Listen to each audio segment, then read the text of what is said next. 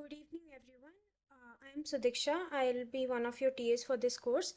Uh, I will first discuss the course contents of week 1, after which I'll discuss some of the old questions so that you have an idea of how to answer these questions. Let me just share my screen.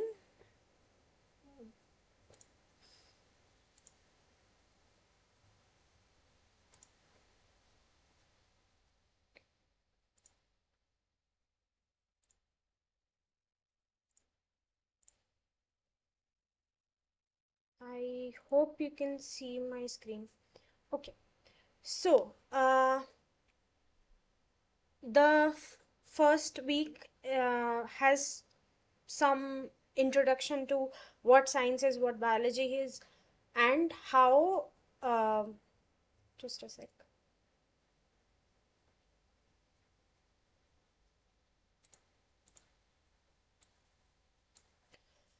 What biology is, and what are the basic concepts that you would need moving forward. Uh, Stop me if you have any questions in between. Okay, let's start. So, the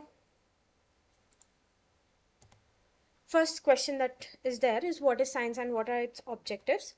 Which is science is a systematic organized knowledge on a particular subject, and these can be divided into multiple disciplines, but there are two main branches: social sciences and natural sciences. Social sciences again have been divided into multiple sub branches to study specific aspects, to have a specialty of sorts, and depending on what you are studying, you would be in one of these sub branches. Coming to natural sciences, these have been majorly divided into three uh, categories, and these categories can be further subdivided as well. The first one is physical sciences, which is which encompasses physics and chemistry, and some mathematics, which is required for both. Next is earth sciences, which pertains to different events happening, different events such as happening in the ocean or the hydrosphere or the biosphere, etc. Next is life sciences, which can be subdivided into zoology and botany, and this is what we are. This is sort of an introductory course for this, for life sciences. So, uh, coming to biology, which comes from a conjunction of two words: bios, living organism, and logos, study. So essentially, by definition, biology is a study of living organism, and the person who is studying biology is called a biologist.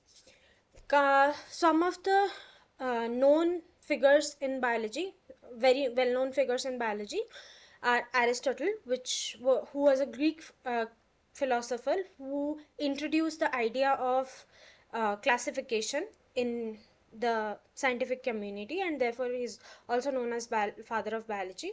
Galen, who is a Greek physician, who was the first to perform a dissection, and because of his contributions, he was called the father of anatomy. Andreas Vesalius, he made the first dissection on human anatomy. Yeah, if I remember correctly, he dissected on a cadaver and discovered comparative anatomy. Marcello Malfigi, Italian physician and anatomist, founder of microscopic anatomy.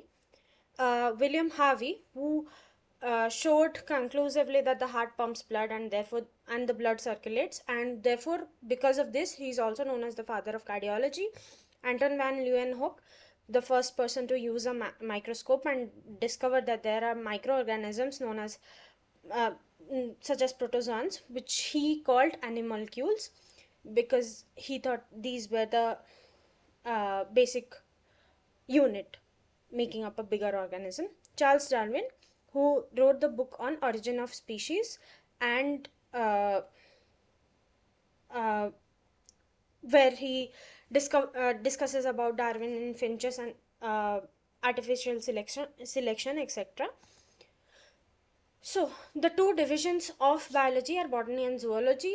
Um, but the question is, what is, since biology is a study of living organisms, what is the uh, definition of a living object?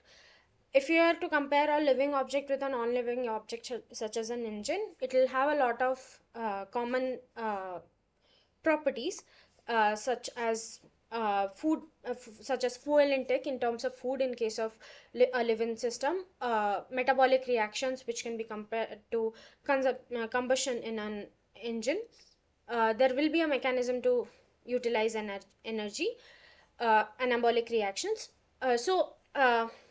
Metabolic reactions in general can be divided into two uh, parts: anabolic reactions or catabolic reactions. Anabolic reactions are the reactions that are used to utilize energy, whereas catabolic reactions are the reactions used to produce energy.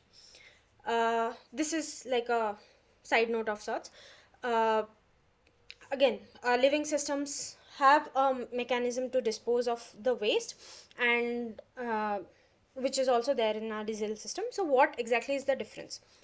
uh, Traditionally, living organism was defined by the ability to self grow or self renew, by the ability to produce energy, uh, and movement, with the exception of plants because they are sessile, they are not non motile, and ability to self replicate or produce more copies of themselves. uh, Now, other characteristics have been added, such as complex organization, metabolism, responsiveness, growth, reproduction, and evolution. With so many properties, there is also a large diversity and complexity that has arose in the biological system. There are organisms of different kinds, and therefore there is a need to know where the organism lies in a system. So a rough estimate says that there are 8.7 million species present on planet Earth, and these are distributed, some of these are present on Earth, some of these are present inside water, some of these are airborne. Therefore, the need to categorize these animals, uh, before we categorize these animals, we need to know how to categorize them.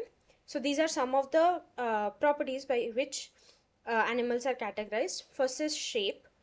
These The organisms that are present can have particular shapes associated with them. For example, even within bacteria can be in form of bacilli, or they can be round shaped, they can be rod shaped, therefore they can be categorized into different shapes. Eukaryotes, within eukaryotes, plants are found in different shapes, fishes are found in different shapes, etc. Next is size. uh, there is a large variety of starting from a microscopic shape to a shape of a whale. So size of a whale, so there is a large range of size that is present. Spatial distribution, again, as I said, they can be present in land, they can be present in water, they can be present in air.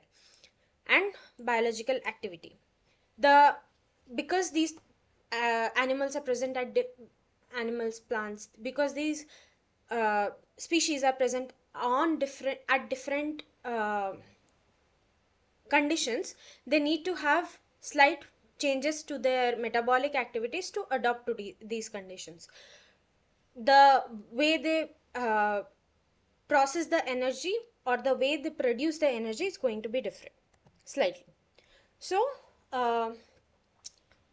because of all of these reasons, there is a need for classification, which will in turn help us understand how different organisms have evolved from each other, this can then be used to start understand cells or the building blocks of different organisms, which can then be used to understand the biomolecules and cellular processes and the physiology, which again in turn feeds into the classification, giving rise to a circular process. Okay.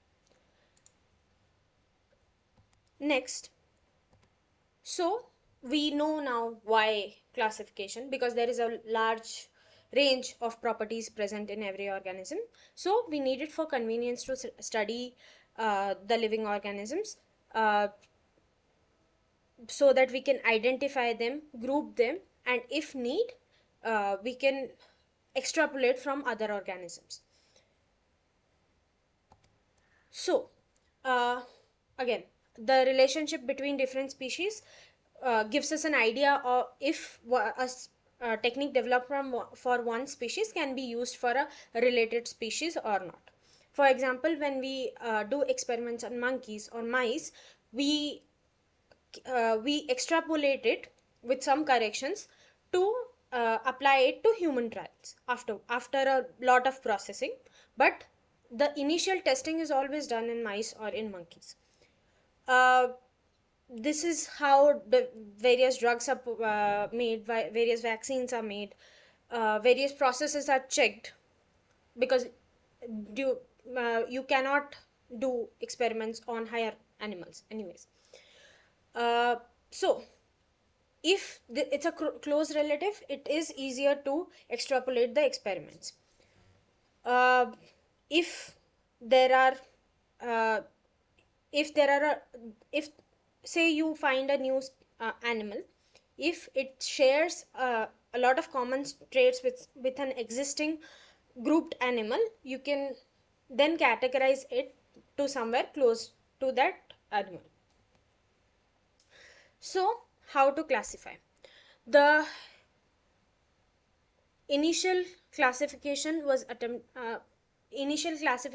done way back, but the current system that we use is a five-kingdom classification, wherein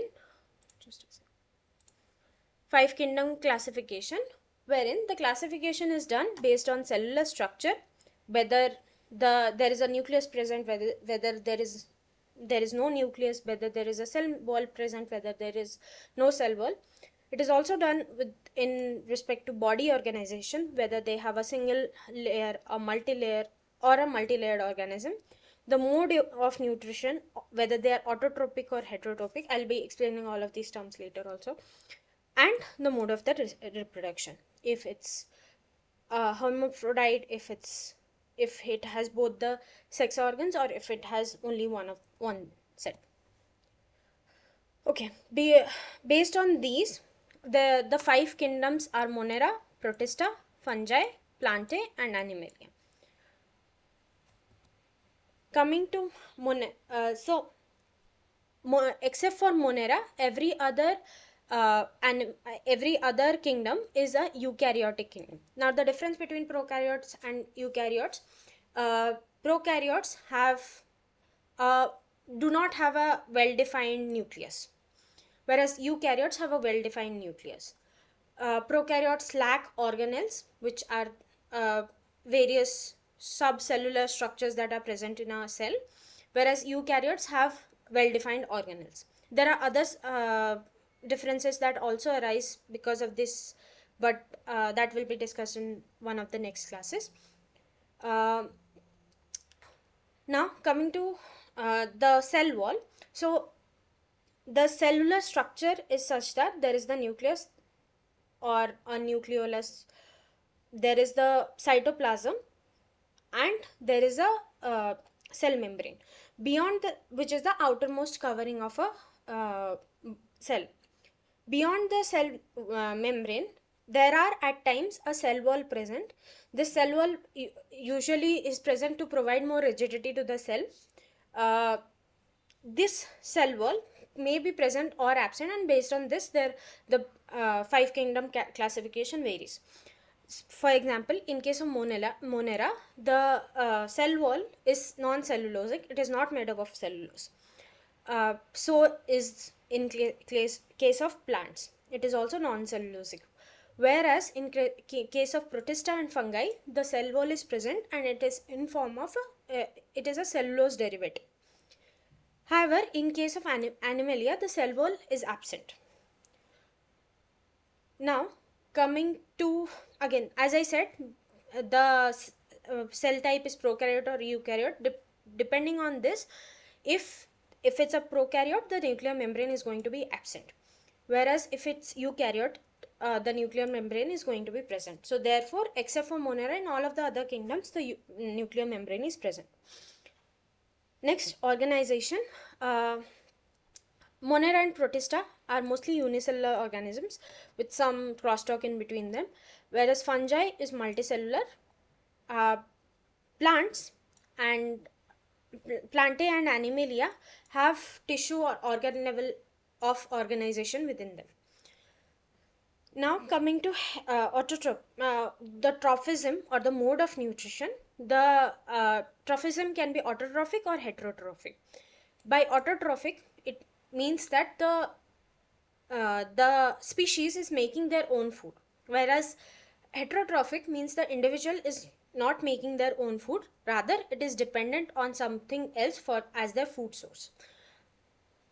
Now some Monera and Plantae are autotrophic in nature, whereas everything else and some Protista are autotrophic in nature, whereas others are heterotrophic in nature.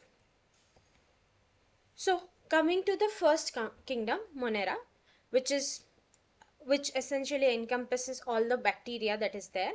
These bacteria come in various shapes: coccus or spherical shaped, bacillus or rod shaped, vibrio or common shaped, and spirillum or spiral shaped. They can grow in different kinds of conditions. However, where they grow gives us an idea of which sub classification to put them on. First one is Archaebacteria. The Monera kingdom is divided into Archaebacteria and Eubacteria. Archaebacteria has a distinct cell wall which allows them to survive in extreme conditions. These bacterial species can survive in extreme salty areas, or these are known as halophiles. Hot springs, these monerans are known as thermoacidophiles.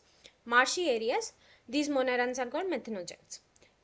One of the examples is bacterial species present in cow dung, which is responsible for production of methane or biogas, which has been used in several biogas reactors.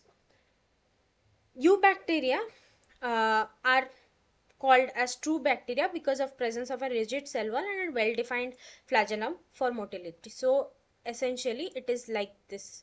There is a single flagellum present which helps them find direction. These can the ones which are autotrophic can have chlorophyll and are known as photosynthetic autotrophs. In addition, some of them can be chemotrophs, which means they can utilize other inorganic substances such as nitrates, nitrites, and ammonia to generate ATP. And these have been exploited in various industrial settings to recycle a lot of these nutrients. Coming to Protista, these are unicellular eukaryotic organisms that encompass Protista. This group has a well-defined nucleus and other membrane-bound organelles. Organelles are subcellular structures that are present, which will be discussed in a later class. They can have properties of plant, fungi, and animals, and sort of are considered as a linking kingdom for all of the other kingdoms. They can reproduce both asexually and sexually. Sexually via cell fusion and zygote formation, and asexually by simple division. These are further divided into chrysotopes, which are diatoms or golden brown algae. These are present in water and float passively. They don't have they don't anchor anywhere. However, they can have a diatoms can have a silica cell wall which accumulates in the ocean and gives us diatomaceous earth, which has some commercial value. Dinoflagellates are the second group, which are photosynthetic and present in the ocean. They can be different colors depending on what pigment is present in the cell wall, and the cell wall itself has cellulose on its surface. Most of the dinoflagellates have two flagella attached to their cell body. Uh, the term red ocean have been has been heard a lot of times. The It essentially is because of this phenomenon where red dinoflagellates multiply in the ocean and give it the red color. Next is euglenoids, and one representative organism is euglena. These are again photosynthetic organisms. They perform photosynthesis in presence of sunlight. In absence of sunlight, it can convert into a heterotrophic mode of nutrition where it catches tiny prey and behaves like a heterotroph. The cell body itself is has a protein rich pellicle, and it gives some level of flexibility to the organism. Next are slime molds, which are saprophytic protists. Again, a heterotrophic mode of nutrition, but instead of feeding on live animals, they feed on decaying twigs and leaves. During unfavorable condition, they can also form spores with a hard casing, so it's resistant and can survive in extreme conditions. And when the conditions are favorable, they can be dispersed into the air.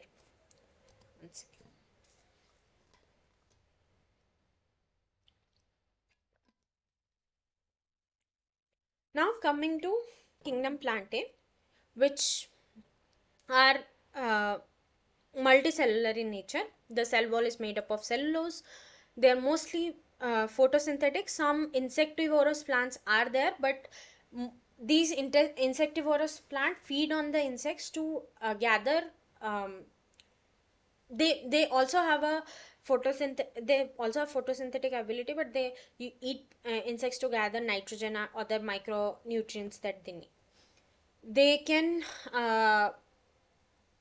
propagate through asexual modes or through sexual modes. They can be hermaphrodite or dioecious. So hermaphrodite essentially means that both the male and female sexual reproductive parts are present in a single individual, whereas dioecious means that the male and female sex organs are present on different plants. The main groups are bryophyta, pteridophyta, gymnospermia, and angiospermia. Next, coming to kingdom Animalia, these are also multicellular eukaryotic, but the difference between these and Plantae is that they don't have a cell wall and they are heterotrophic in nature. They depend on plants and other animals for nutrition. They have a digestive system, they have a circulatory system, they have well defined sensory and neuromotor mechanisms. They also have a definitive development pattern in which they are in form of a zygote, they are in form of an egg. They uh, develop into a young individual and then finally an adult individual. The reproduction is mostly by sexual mechanism with well separated male and females. There are other organisms which do not fall in any of these five kingdoms. These are viruses. Because viruses are non-nucleated and acellular organisms, they can be stored without any uh, nutrition or anything for years. But the moment they come in contact with their host animal and the conditions are suitable, they can enter the host animal, uh, infect them, and then integrate their genetic material into the host genome. They further use the host genome to make multiples of their own, and then can infect other and then can spread. Next is viroids, which are only free RNA. They are not even a particle. They are smaller than virus. They do not. So viruses usually have a protein code, and then the genetic material is present in the code. Viroids, on the other hand, do not have this protein code. Next is lichens. These are more of a symbiotic organism. The lichens are are a symbiosis between algae and fungi, and so the algae portion is responsible for preparing the food, whereas the fungi portion is responsible for absorbing mineral and nutrients. And this association helps both. And however, if there is a pollution if there is pollution in a particular area, the lichens don't grow. They are very sensitive. The association breaks down. Now, other taxon. So we have been talking about kingdom till now. So kingdom is the highest taxonomic category, which is the broadest one. The There are other subcategories such as phylum, class, order, family, genus, and species. Species is the last one. So the smallest one is the species, and the largest one is the kingdom. And different properties have been combined to make each of these taxonomic category. Now, how do we attribute specific name to each of the organism that is present? Uh, the there is the system that we currently use was proposed by Carolus Linnaeus, where for the species, the genus and the species form the first and the first and the second word of the individual organisms. So for example, in case of Homo sapiens, Homo is the genus name, whereas sapiens is the species name. Some modes of nomenclature also include the author name at the end, but because because the species can the organism can differ, uh, the same organism can belong to the same species. Different organisms can belong to different the same species. There is also an option of including the subspecies name in with the genus and species name. Sorry. Summarize, we know the basis of classification, the five kingdom system, the characteristics that encompass the five kingdom system, and the other taxonomic categories, and how the nomenclature is performed. Okay, so the animal classification is done on the basis of the level of organization. Second is symmetry. Third is diploblastic or triploblastic organization. Is there a question?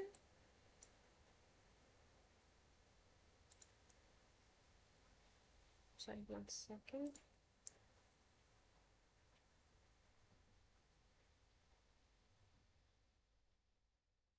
Yeah, but I have to explain everything once. I understand your point, but I have to explain everything once. Sorry. Just I'll go through this quickly. Fourth is segmentation, and fifth is the presence of notochord.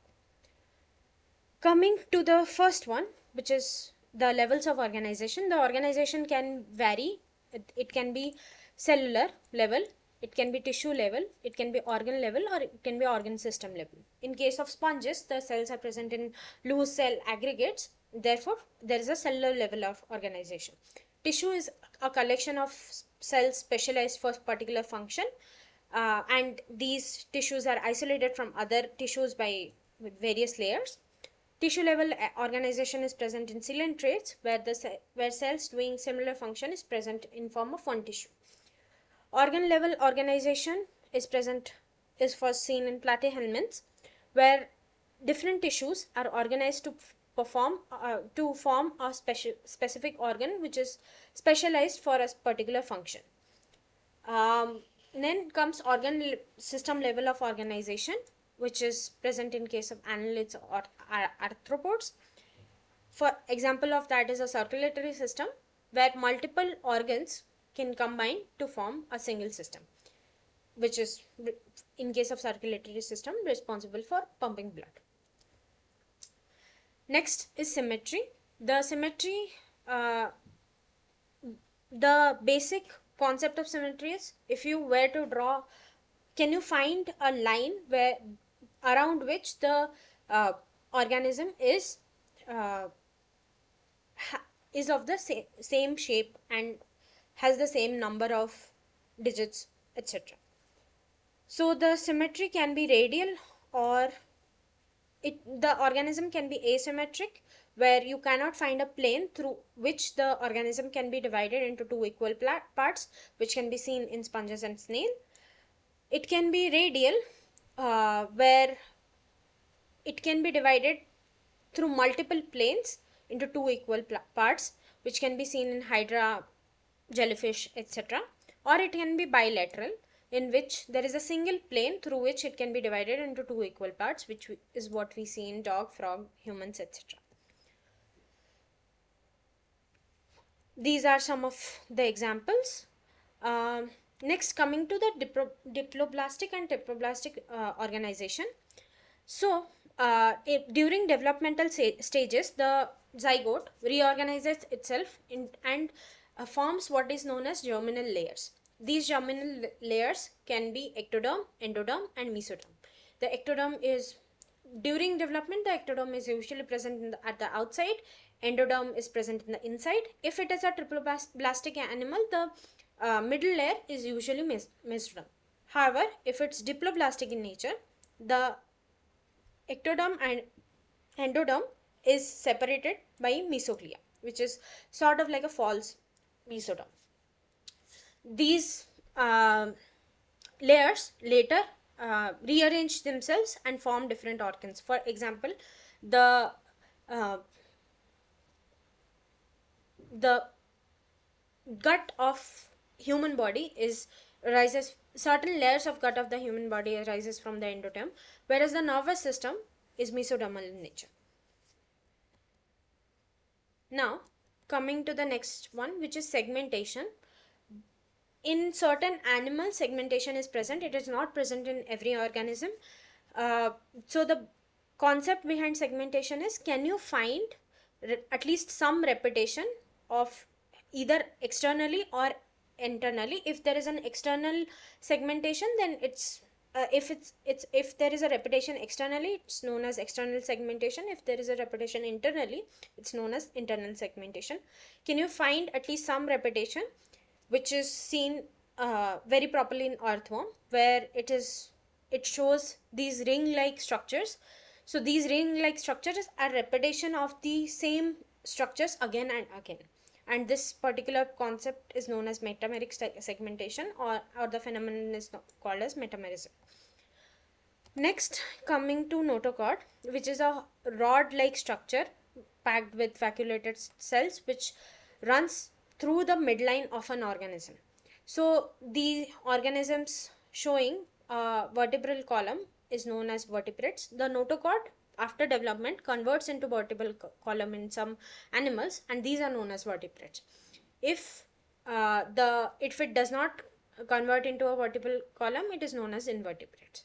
If it has a notochord present, it's called as a chordate. If it does not have a notochord present, it is known as non-chordates, and this is the basis of a lot of classification. The body cavity is any place between the body wall and the alimentary canal, which can be used to cushion organs or to allow space for internal organs to grow and move independently of the body wall. Now, presence or absence of body cavity is also a category for the classification. First one is acoelomate, which do not have any space. The complete space between the alimentary canal and the body wall is filled with parenchyma, which is the case in platyhelminthes. Next comes pseudocoelomates, which show a false body cavity, which is lined by patches of mesodermal cells. These false cavities called as pseudocele. Example is acelminthes. Next is animals having a true body cavity, in which there is a layer of ectoderm, there is one layer of mesoderm, and there is the digestive tract or the endoderm. The space between the digestive tract and the mesoderm is called as the coelom, which is present from annelida onwards. Okay, so and kingdom Animalia, basis of organization, can be at a cellular level and be characterized into porifera, or on the basis of tissue it can be characterized into other things. So if it's a cellular level organization, if it's if it's at the cell level, if it's mostly asymmetrical, and if it's acoelomate, then it's called as porifera. These porifera most is there a question? Okay.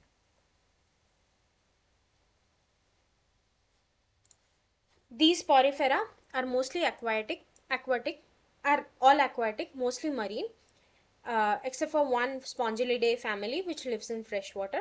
They are sessile, which means they are non-motile and sedentary. They grow attached to substrate like plants.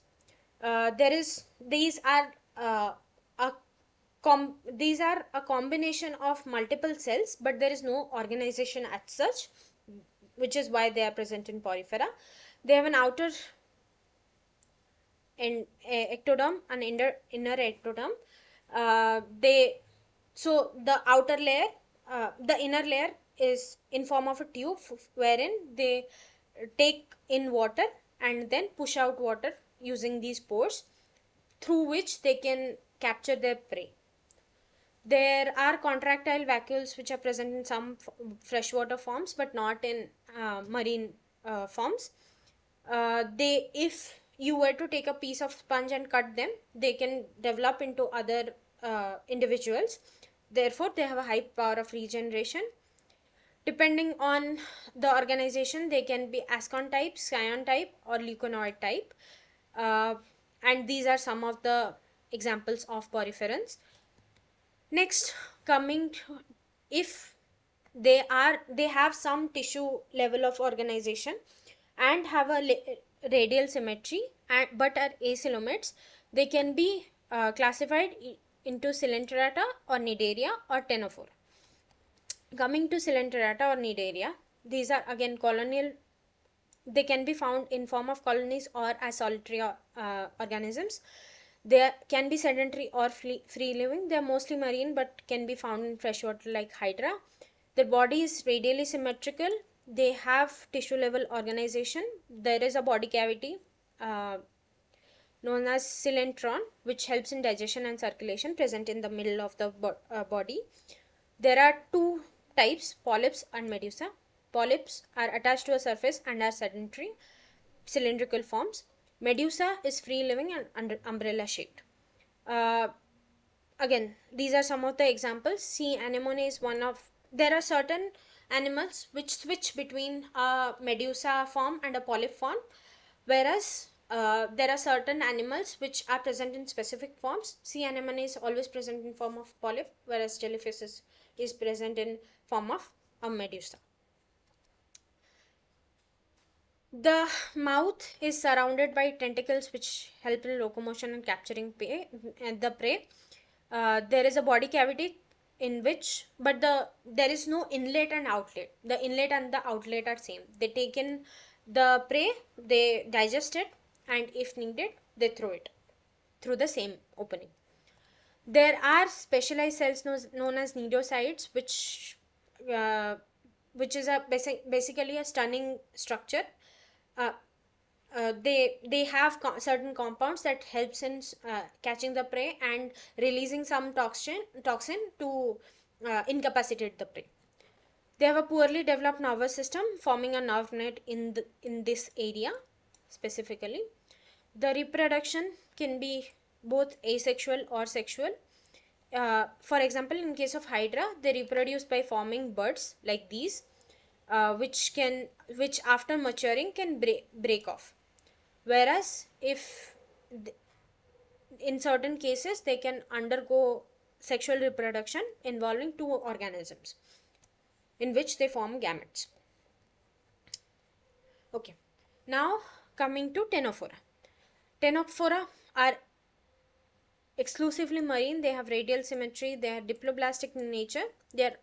These animals are also known as sea walnuts or sea or comb jellies, because of presence of these hairy structures, tentacles. They have a spherical body with an external row of cilia, which is these structures. They exhibit bioluminescence. They are hermaphrodite animals. They can reproduce by sexual reproduction and external fertilization. So fertilization can be external or internal. If it's external, both the male and the female counterparts release the gametes into the environment, where there is a chance event that they fertilize and then they further develop.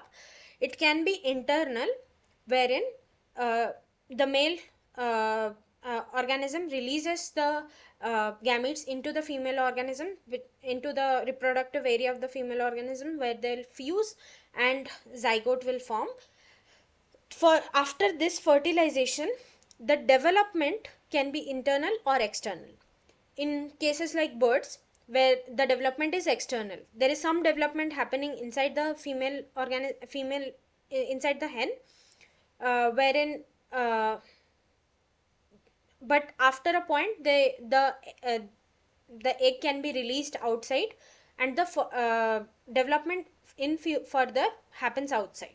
Whereas in case of humans, the development happens inside the body. If the development is happening outside, it's known as ovipary. If the development is happening inside, it's known as vipipary. These terms will come in the future slides. Two of the examples of Ctenophora is Ctenoplana or Pleurobrachia. Next, if the symmetry is not radial, if it's bilateral, depending on the coelomic uh, status, they can be acoelomates, pseudocoelomates, or coelomates. If it's a bilateral, if it has bilateral symmetry and is acoelomate, then it becomes platyhelminthes. It can go into platyhelminthes. These have again bilateral symmetry. They have a triploplastic body plan, but they are acoelomates. They do not have a body cavity. Mostly these are endoparasites. Their body is mostly unsegmented and dorsoventrally flattened and covered with a cuticle. Parasitic forms have suckers or hooks for attachment to host. They do not have a digestive system. If in the parasitic forms do not have a digestive system, the excretory system is made up of flame cells. Some examples are tinea or tapeworm, fasciola or liver fluke. If they are pseudocoelomate, then they go into acelminthes. Just a second.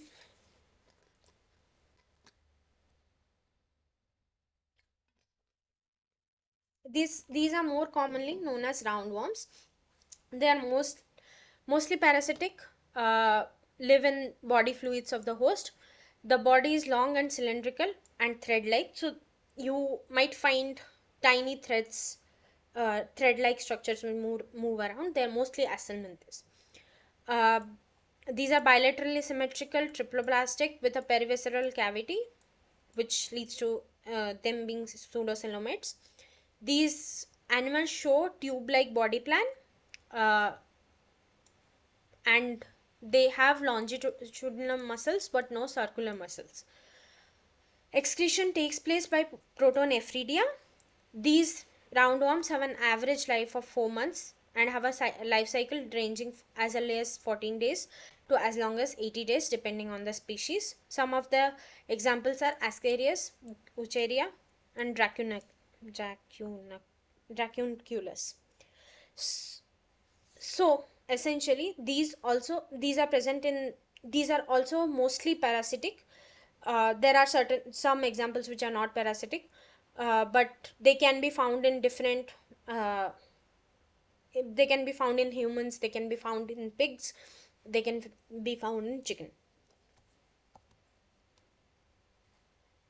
Okay, now come now comes the coelomates.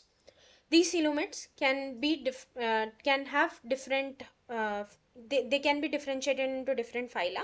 The first one is Annelida.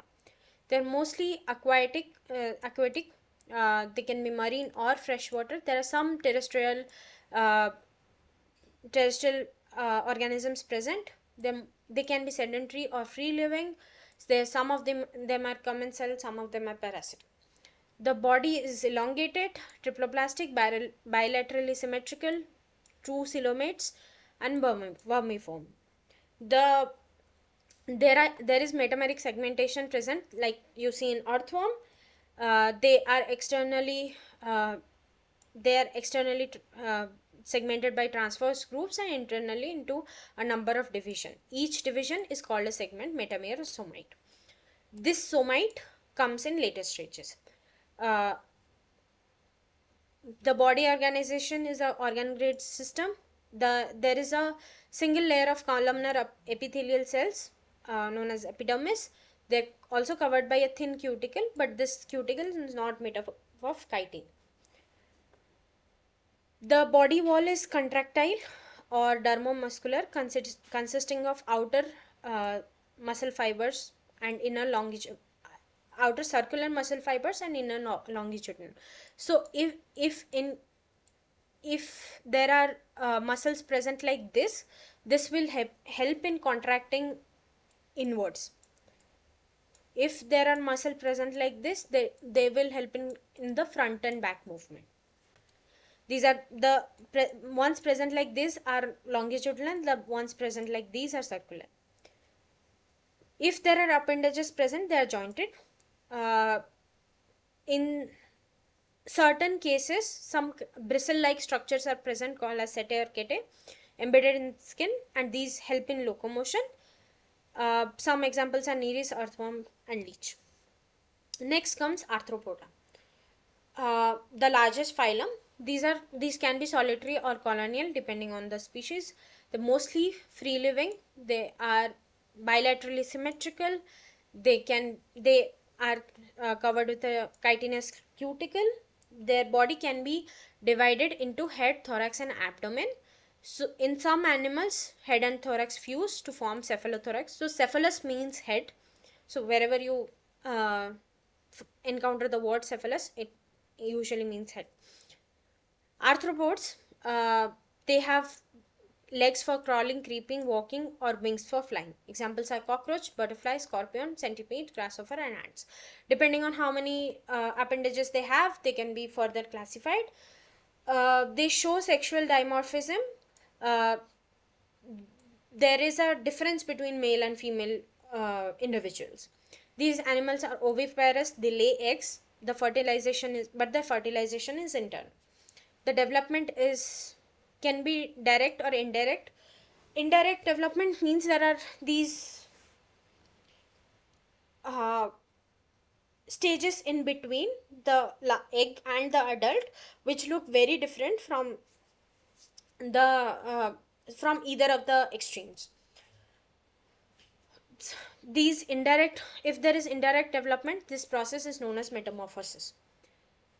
In some arthropods like honeybees, individuals are also produced without fertilization by parthenogenesis. And many of these arthropods are economically very important. They have commercial value, and some of these are very harmful and are vectors for several diseases. Next comes mollusca or mollusks. These are aquatic, mostly marine. There are some freshwater, some terrestrial forms also present. They can be also found hidden as parasites in other animals. They can be in form of giant squids to small snails, millimeter range size. They have two characters at least, radula and mantle, that is not present elsewhere. The body is soft, unsegmented, except for one of the groups. They are bilaterally symmetrical, coelomate and triploplastic. They have a tissue system grade of body organization. The body consists of head, foot, mantle, and visceral mass. The body is often covered in a layer of ciliated epidermis. So Okay.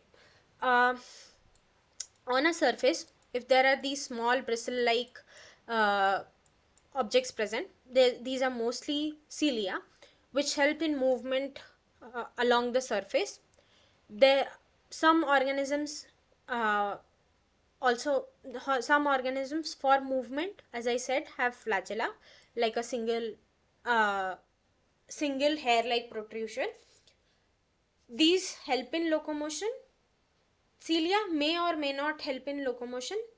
Sometimes they are just present at the surface, and they help in shifting various substances that are present at the interface between the skin and the outside.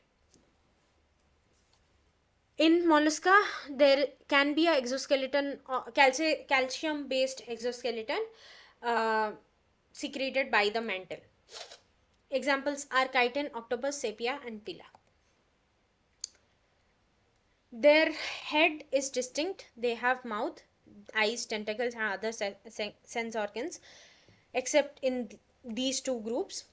Uh, the ventral body is modified into muscular plow-like surface, or the foot, which can be used for creeping, burrowing, and or swimming. The mantle or pallium is a fold of body wall that leaves uh, between itself and the main body, the mantle cavity. Uh, the visceral mass contains vital organs of the body in compact form, taking form of dorsal humps or tubes. The body cavity is humocoel.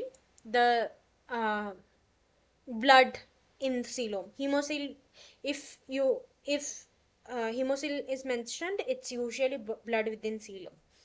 The coelom is reduced, represented mainly by pericardial cavity, gonadal cavity, and nephridia.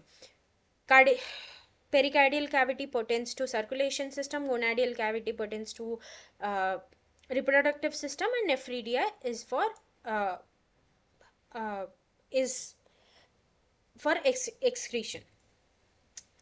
The digestive tract is simple: anterior mouth, posterior anus. Uh, in certain cases, the intestine becomes U-shaped, bringing the anus to the anterior part. So the mouth and anus are close by.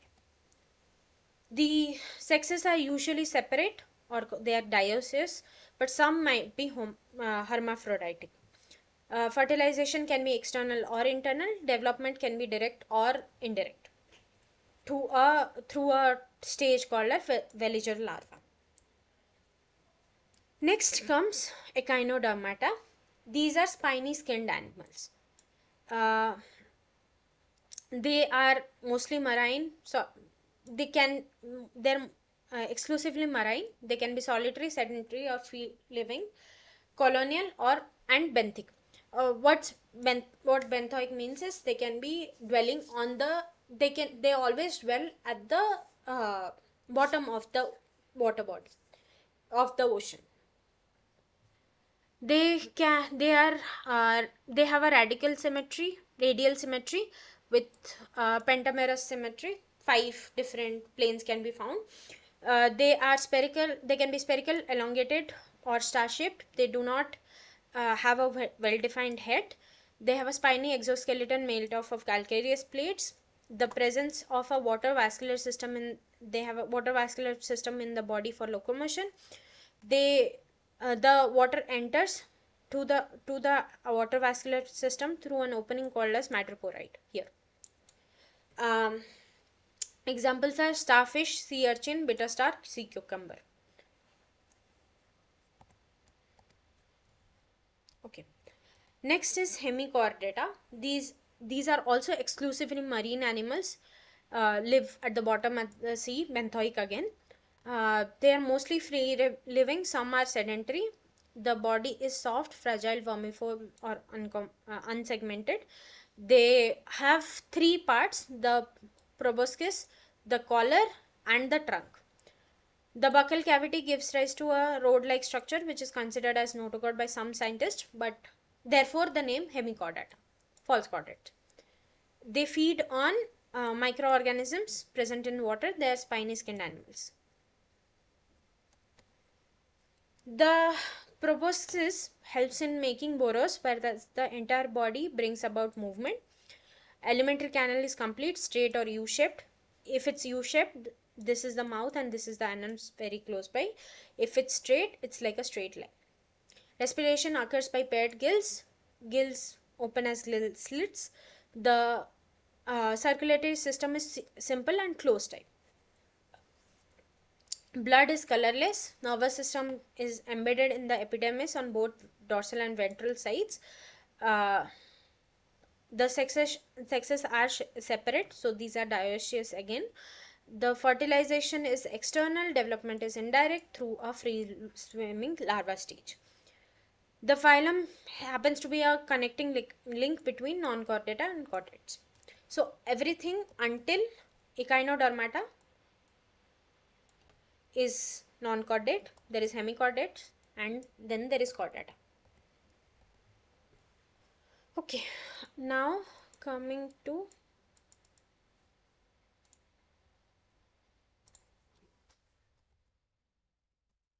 phylum chordata, which these animals show presence of a cartilaginous notochord, at least in early embryonic life. These notochord can be replaced with vertebral column, in which case they become vertebrates.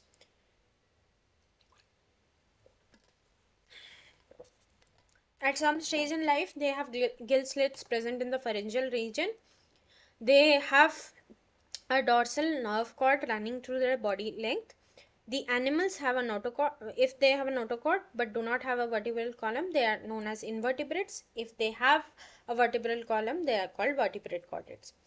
So the vertebrate chordata is a link between non-chordates and vertebrates.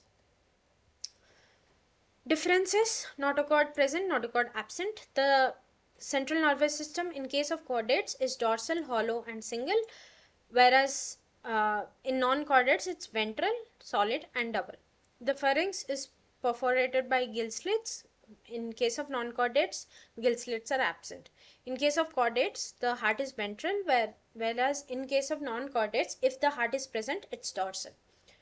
There is a post-anal tail part present in case of chordates, whereas in case of non-chordates, the post-anal tail is absent. Okay.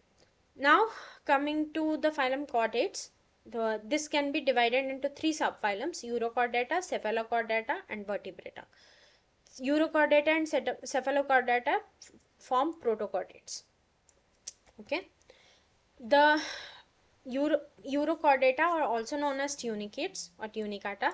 These the body is covered by a covering called test, which is made up of cellulose which is made up of a form of cellulose called tunicane. The notochord is present only in the tail of the larva and it is lost during metamorphosis. Only marine animals are present in this group.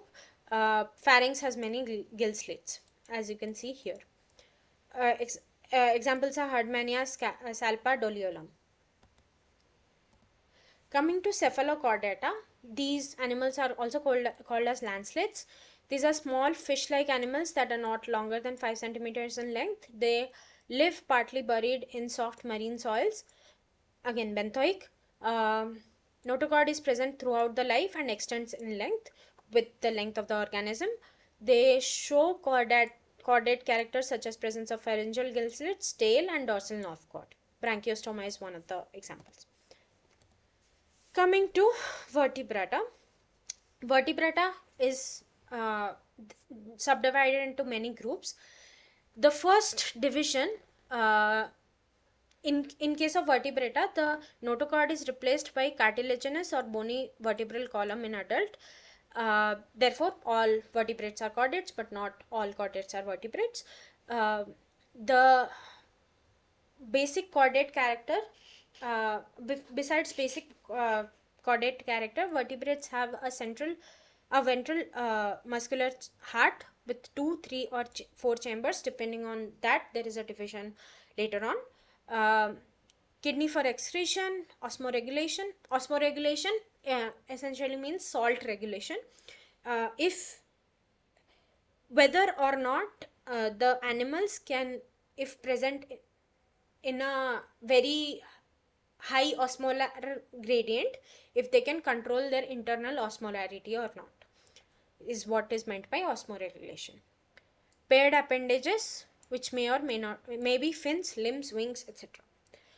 The first division comes by comes whether or not the animal has a jaw or not. If they have a jaw, if they do not have a jaw, then they are known as ignatha. If they have a jaw, they are known as gnathostomata. Natha means jaw. This portion means jaw. If they're ignatha, then they are further subdivided, further put in the class of cyclostomata. Okay. Notochord is replaced by vertebral column. Subphylum vertebrate is divided into two subdivisions, ignatha and gnathostomata. This gnathostomata can be further divided into pisces or tetrapoda. For pisces have fins for swimming, whereas tetrapoda have limbs. Coming to ignatha, these are the most primitive vertebrates without jaw. These are eel-like animals. Their skin is smooth, covering with unicellular mucous glands but no scales. Fins may be present, but paired fins are absent. They are ectoparasites, means they are present usually outside of the body of other bigger animals. They have a sucking or circular mouth without jaws, so they create a vortex to take in the nutrients. Endoskeleton is cartilaginous. Digestive system lacks stomach because they get processed nutrition from other animals. Intestine is present with a fold called as typhlosoid. Respiration can occur by 5 to 16 pair of gill slits depending on the species. Heart is two-chambered. Gonad is single, large, without a gonaduct. Fertilization is internal. So they secrete the gametes outside and they fuse outside. Examples are petromyzon and myxine. Now coming to the next superclass, which is pisces, which implies the bear fins. They are aquatic animals. They are cold-blooded, poikilothermic. They feed on detritus material, planktons, algae, mollusks, other aquatic animals, smaller aquatic animals. Locomotion is by body scales and fins. Caudal fin helps in steering. The tail fin helps in steering. And exoskeleton is made up of dermal scales. Endoskeleton can be bony or cartilaginous, and depending on that, they are divided into cartilaginous fishes and bony fishes. The pisces body is streamlined, boat-shaped. Mouth is terminal or ventral in position. It can be present either here at one end or slightly downwards. Respiration, so in any body, this is the dorsal side, this is the ventral side. Respiration is by gills. Heart is two-chambered, shows single circulation which is closed. Blood is red in color due to red blood cells. They have well-developed brain with large olfactory lobes. Sexes are separate. Most fishes are oviparous, egg-laying. Some might be viviparous, in which they develop the young ones within themselves. Coming to the first type of pisces, chondrichthyes or chondriocytes, which are chondrichthymes, which are cartilaginous fishes. The exoskeleton is made in form of a cartilage. They are only marine. The endoskeleton is in form of a cartilage. Exoskeleton might be in form of tiny placoid scales. Mouth is ventral. There are two dorsal fins. Male copulatory organ called claspers are present, which helps latch on to the female individuals. Caudal fin is heteroceral or asymmetrical because there is no if you draw a line in the caudal fin, you find two unequal halves. 5 to 7 gill slits are present. Operculum or the gill covering is absent. Fertilization is internal. These fishes are viviparous.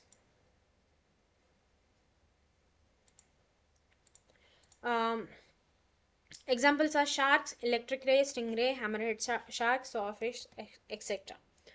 Next is osteichthyes or bonifacius. Endoskeleton is made up of bones. These are found in freshwater and marine water.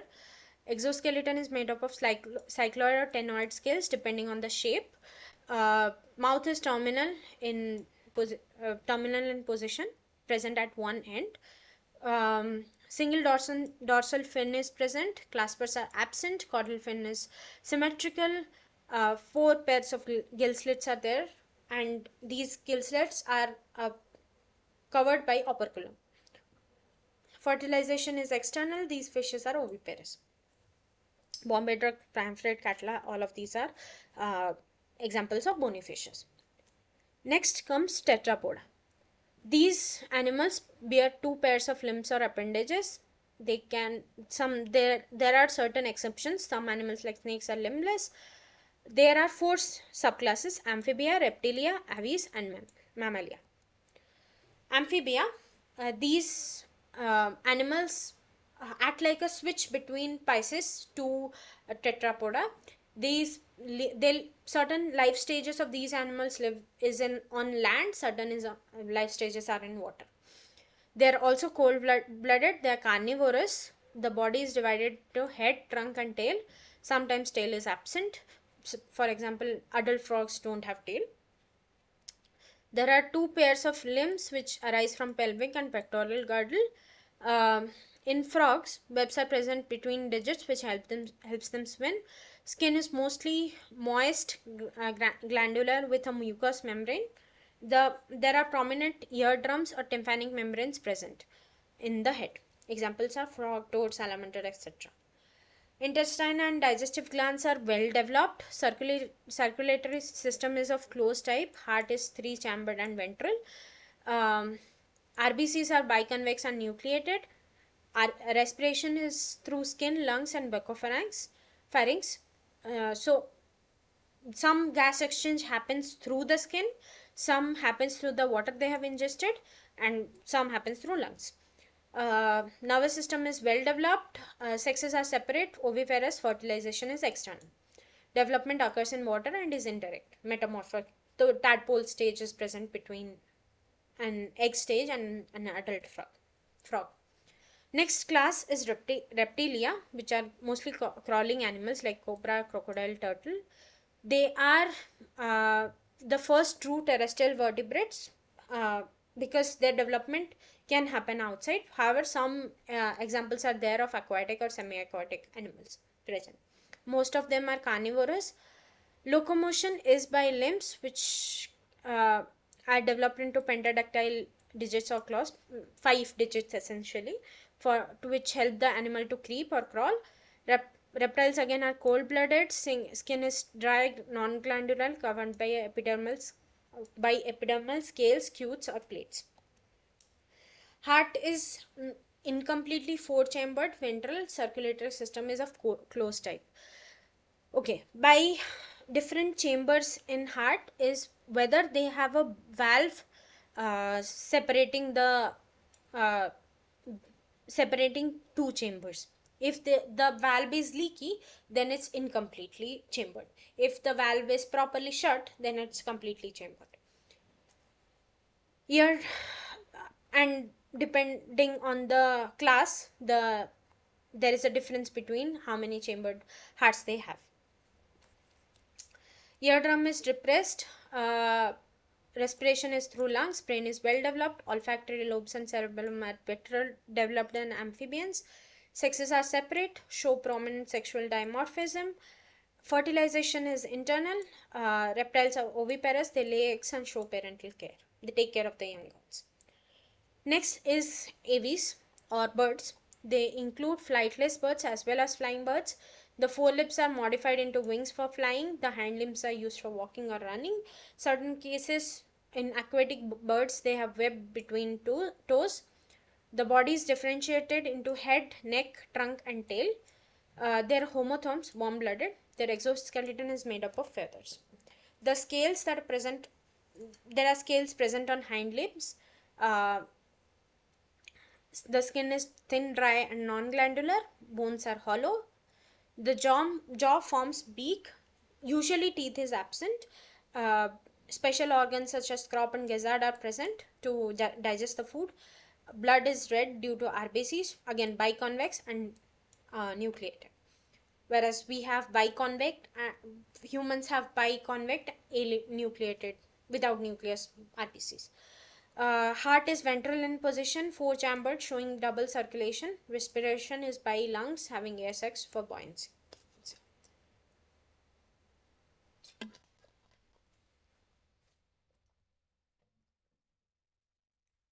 The brain is enlarged with a well-formed cerebellum. Optic lobes are well differentiated. Olfactory lobes are poorly developed. They are unisexual, show a sexual dimorphism. Oviparous, internal fertilization occurs. External, uh, external development, internal fertilization. Birds lay eggs with yolk and albumin. Birds build nests on trees. Most are herbivores, some of them are carnivores. They show parental care as well as seasonal migration.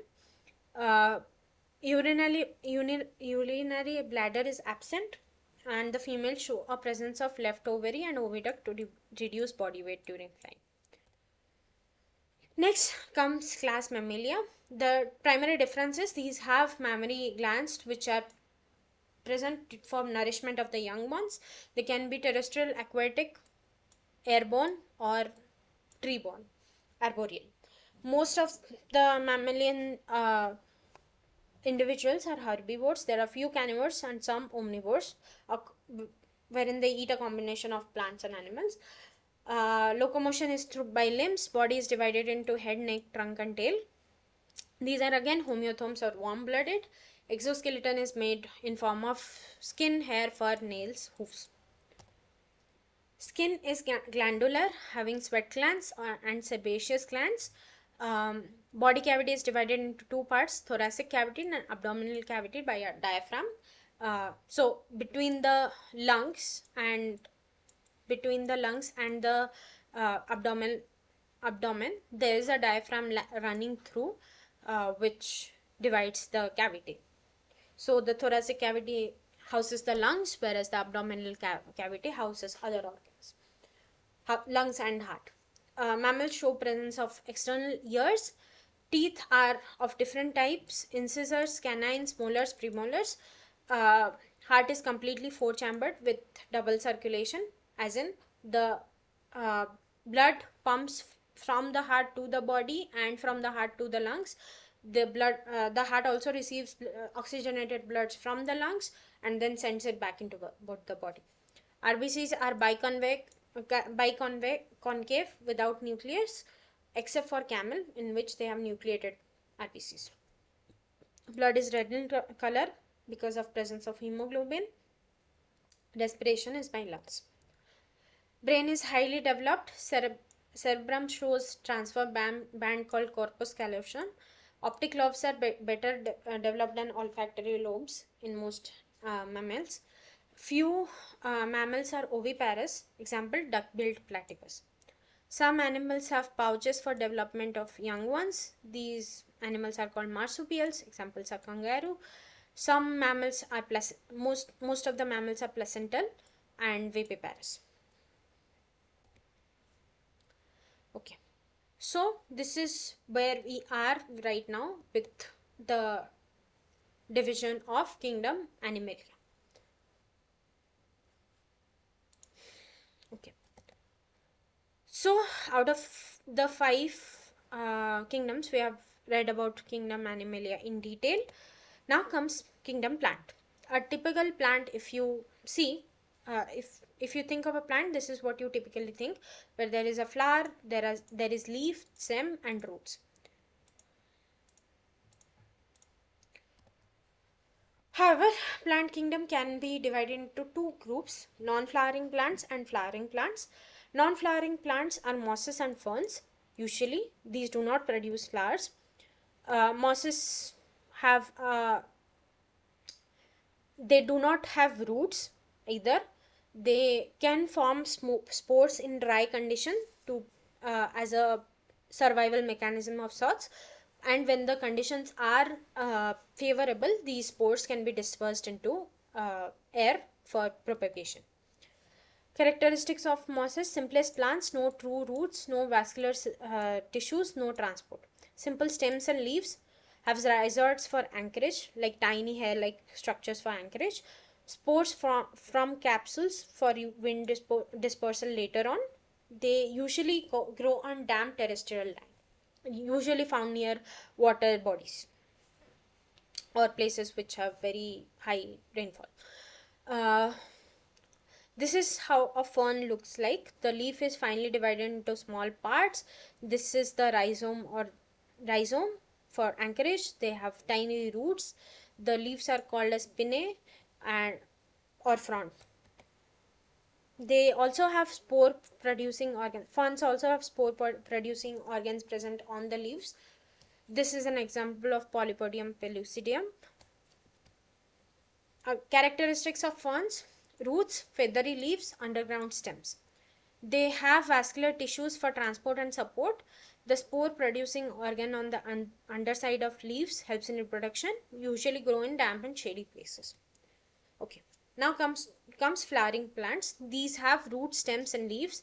They have vascular tissues for transport, which was present in ferns but not in mosses. They bear flowers and fruits. These fruits contain seeds for propagation. The the angio the flowering plants are again divided into gymnosperms and angiosperms. Gymnosperms have naked seeds, whereas angiosperms have covered seeds. Okay. The gymnosperms are usually tall evergreen trees. Roots and have roots, developed roots, woody stems. They have needle shaped leaves, vascular tissues for transport, cones with reproductive structure. Naked seeds and female cones are present. Dry places are usually where they are found in. Okay. Uh, Angiosperms can be developed into monocots and dicots. Monocots have single seed leaves. Like when they first develop, they produce one leaf. These leaves have parallel veins. They are herbaceous plants. Example, grass, maize, etc. Dicots have a reticular form of leaf. They have, when they first germinate, they have two seed leaves, like these. Uh, the leaves have veins in their network, therefore reticular structure of the leaves. Examples are sunflower, rose, etc.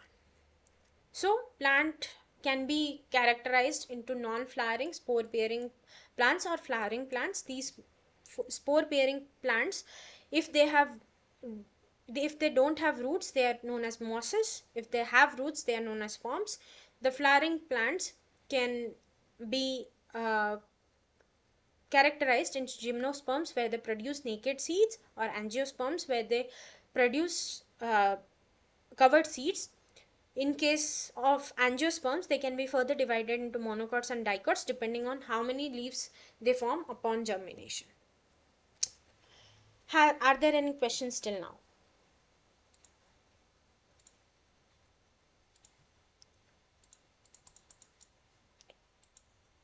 Are there any questions till now?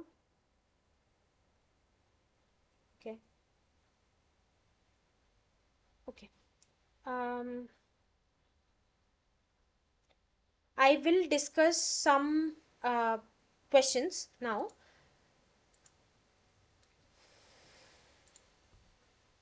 Coming to the first one, the study of these questions are related to whatever we have discussed till now. The first question is: the study of atmosphere, hydrosphere and biosphere falls under the branch of physical sciences, earth sciences, life sciences or social sciences? The answer is earth sciences. The purpose of classification for studying living organisms is to make it easier to study the organisms as a group, to prevent species from going extinct, to increase the population of species, to reduce the size of the organisms. The answer is to make it easier to study organisms as a group. Following kingdom includes unicellular eukaryotes, Monera, Protista, fungi, Animalia. The answer is Protista. Following organisms are known to have a protein-rich layer called as pellicle for flexibility: chrysophytes, slime molds, euglenoids, or diatoms. The answer is euglenoids. The type of organisms that forms a symbiotic association is in lichens is bacteria and fungi, algae and fungi, protozoa and bacteria, plants and animals. The answer is algae and fungi. Scientific name of an organism consists of two components: kingdom and phylum, phylum and family, genus and species, class and genus. The scientific name is composed of genus and species names. Ferns reproduce using spores, seeds, cones, bulbs. The answer is spores. A botanist discovers a plant with parallel leaves and a single cotyledon. This plant most likely belongs to which group? Monocotyledons, dicotyledons, gymnosperms, bryophytes. Single cotyledon, therefore monocotyledons. The primary role of vascular tissues in ferns and flowering plants is reproduction, support, transport of nutrients, seed formation, uh, or spore dispersal. The answer is support and transport of nutrients. The type of plant that has vascular tissues, flowers, produces seeds enclosed in fruits is ferns, mosses, angiosperms, gymnosperms.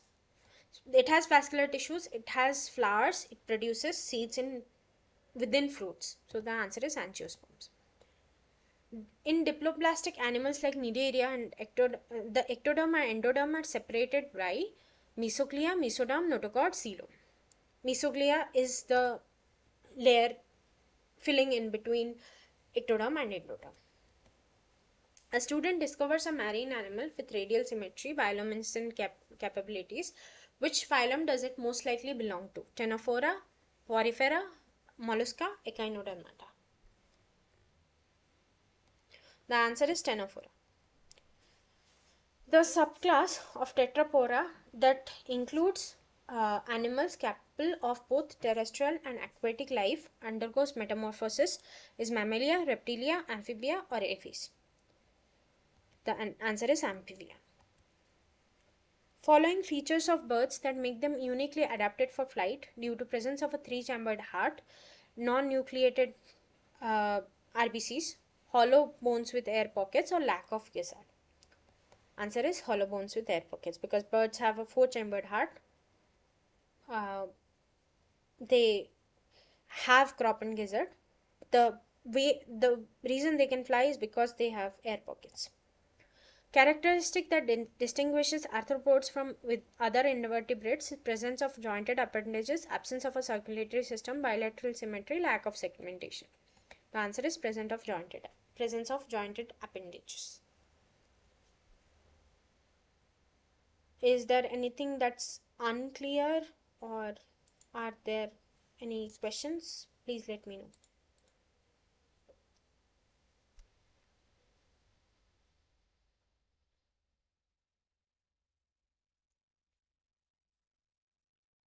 Okay. If there are, I will be here for another few minutes. If there are any questions, you guys can ask.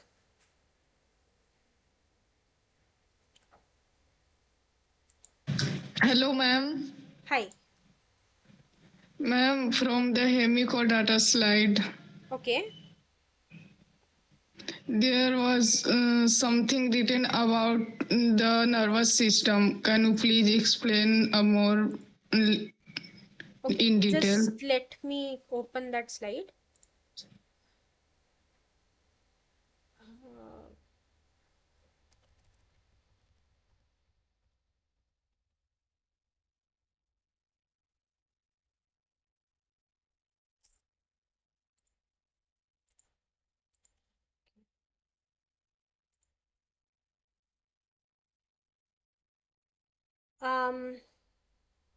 Nervous system is embedded in epidermis on both dorsal and ventral sides.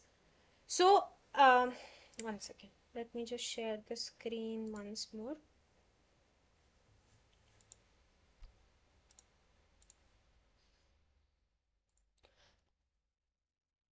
Is this the sentence? The nervous system is embedded in epidermis on both dorsal and... Yes. Okay. So, in case of uh, in Hemichordates. in any animal, the Yeah. if this is the animal and this is the mouth portion, this is the top portion is known as dorsal and the bottom one is known as ventral side. Okay. Mhm. So, Yes. in case of hemichordates, the Mhm. nerves that are present in the animal are embedded inside in both the sides. This is usually for usually used as a sense organ of sorts, where they can use the nerves as a sensing mechanism. That's all. Is that clear? Otherwise, I'll read up more about this and I can get back to you on next class. I'm not very clear on Okay, this. okay. Okay. If that's not clear, I can read up and explain more about this in the next class.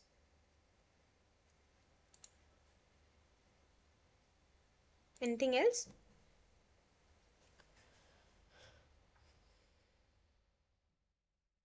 Let me know if there are any other questions. I'm here for a few minutes more, at least.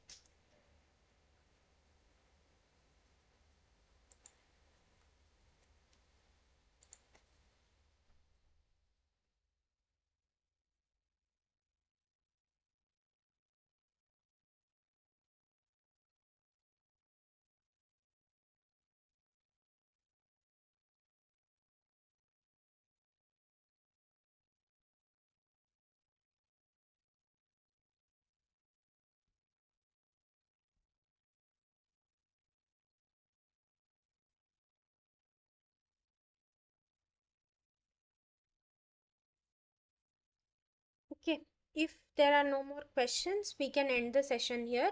Neha, I will get back to you regarding hemichordata in the next class. But thank you everyone for attending. Have a good night. Bye.